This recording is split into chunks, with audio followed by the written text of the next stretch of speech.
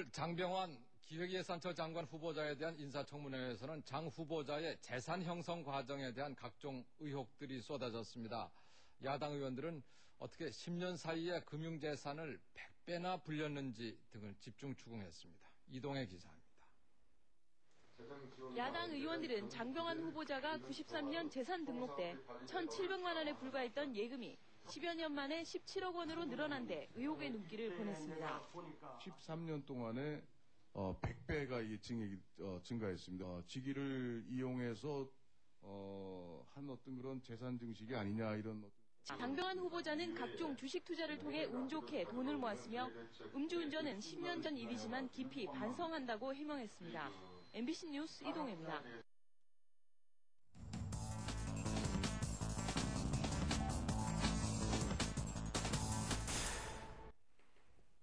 음반 비디오물과 게임물에 관한 법률 시행령을 보면 바다 이야기와 같은 성인 오락 게임장은 전체 면적의 40% 이상을 반드시 청소년용 게임장으로 만들도록 되어 있습니다.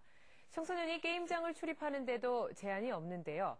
현실을 모르는 이 조항으로 청소년들이 사행성 게임에 무방비로 노출되고 있습니다. 뉴스라인 현장에서 살펴봤습니다. 바다 이야기와 같이 18세 이상 이용가 등급을 받은 일반 게임장에는 청소년들의 출입이 원칙적으로 금지돼 있지도 않습니다. 오히려 규정상 청소년실을 의무적으로 갖추게 돼 있습니다. 허가 기준이 성인 오락실 성인 기계랑 청소년 기계가 6대 4로 이렇게 맞춰야지 영업을 할 수가 있게 되는데 청소년 오락기는 허가를 위해서 조그맣게 돼 있는데 게임을 할 수 없고 그냥 심의를 위한 기계죠. 청소년 출입 규제도 편법을 부르는 면적 할애 규정도 문제가 되고 있는 가운데 국회에서는 뒤늦게 개정안이 나오고 있습니다. 새로 지금 마련하고 있는 개정안에서 청소년들을 보호할 수 있는 방안들을 고민 중이라고 들었거든요. 어떤 내용을 지금 준비하고 있습니까? 인터넷, PC방이나 또 게임업소에 청소년들이 출입할 수 있는 시간을 제한을 두었습니다. 그 시간은 오전 9시에서 오후 10시까지. 그래서 게임 중독으로부터 청소년을 보호하는 것이 주 목적입니다. 등하굣길 호기심에 들른 게임장에서 도박에 빠져드는 어른들의 모습이 청소년들에게 여과 없이 노출되고 있는 가운데 불법과 탐법이 기승하는 청소년 관련 개인 법안들, 대대적인 점검이 필요한 때입니다. 뉴스라인 현장 정은승입니다.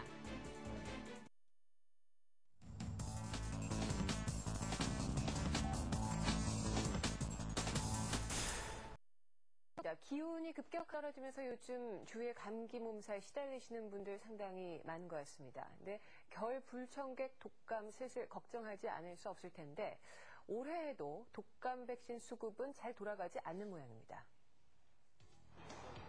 본격적으로 기온이 떨어지면서 슬슬 독감을 걱정해야 할 때, 그런데 올해 독감 주사 맞기 쉽지 않다고 합니다. 근처 보건소를 찾아가 봤습니다. 이번 독감도 언제 맞을 수 있어요? 지금은 맞을 수 없고 65세 이상 분들만 해요. 당초 10월 중순에 보급되던 백신이 바이러스 배양이 늦어지면서 올해는 국내 공급이 지연된 것인데요. 이마저도 작년보다 적은 양이라고 합니다. 하지만 질병관리본부는 문제가 없다는 입장입니다. 한편 백신 확보가 늦어지면서 보건소는 11월 중순이 되어야 독감 예방 접종이 가능하다지만 병원의 경우는 달랐습니다. 저희는 이제 9월 말부터 예방 요청을 하고 있습니다. 미리 제약회사에 얘기를 해놔서 9월 말까지 확보하는 데는 문제는 없었습니다. 국내 독감 백신 공급량 현황을 발표한 신상진 의원은 이런 유통 문제를 지적했는데요. 노인 등의 취약계층이 찾는 보건소에 공급이 늦는 이유는 보건소에 들어가는 제약회사 독감 백신의 납품 단가와 또 병의원에 들어가는 단가의 가격 차이가 있음으로 해서 우선 보건소가 좀 늦게 되는 것이 있고, 두 번째로는 정부에서 보건소에 납품되는 것을 일괄 구매하기 때문에 그 의사결정 과정의 그 복잡성으로 해서 그것이 늦어질 수 있다고 봅니다. 독감 백신 보급도 공공의료 사업인 만큼 우선적으로 필요한 곳에 먼저 보급될 수 있도록 효율적인 유통 체계가 마련돼야겠습니다.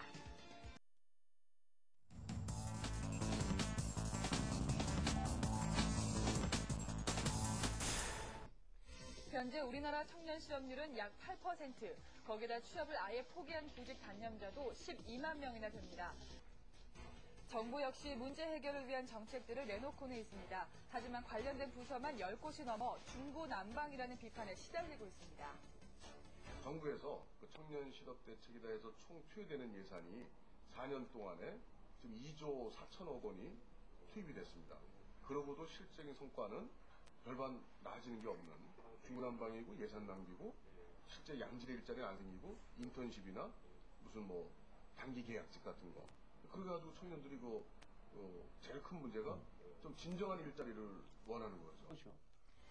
능력 발휘의 기회조차 잡지 못한 청년들. 이들이 아르바이트로 자신의 능력을 모두 소진해버리기 전에 효과적인 청년 실업 대책이 마련돼야겠습니다.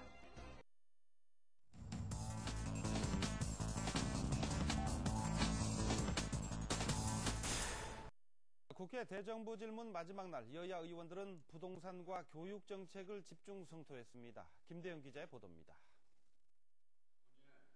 교육, 사회, 문화 분야 대정부 질문이지만 여야 의원들의 최대 관심사는 역시 부동산이었습니다. 네, 내일까지 하면 총 8번인데 그 부동산 대책들이 성공했다고 봅니까? 실패했다고 봅니까? 지금까지 문제점이 있었다고 봅니다. 투기 수요 억제의 수요 관리 정책은 연말이나 내년 초에 실질적으로 강화된 내용이 실시되기 때문에 또 다다 이야기 등 사행성 오락 문제에 대한 검찰의 철저한 수사와 함께 특검 도입을 요구했습니다. 이에 대해 한명숙 총리는 다음 주 감사원 발표가 있는 만큼 기다려달라. 김성호 법무부 장관은 철저한 수사로 모든 의혹을 밝히겠다고 답했습니다. KBS 뉴스 김대영입니다.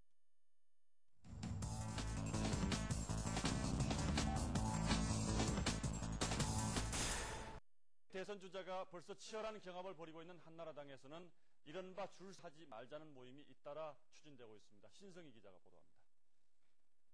경쟁이 가열되면서 당내 줄서기 논란까지 빚어지고 있습니다.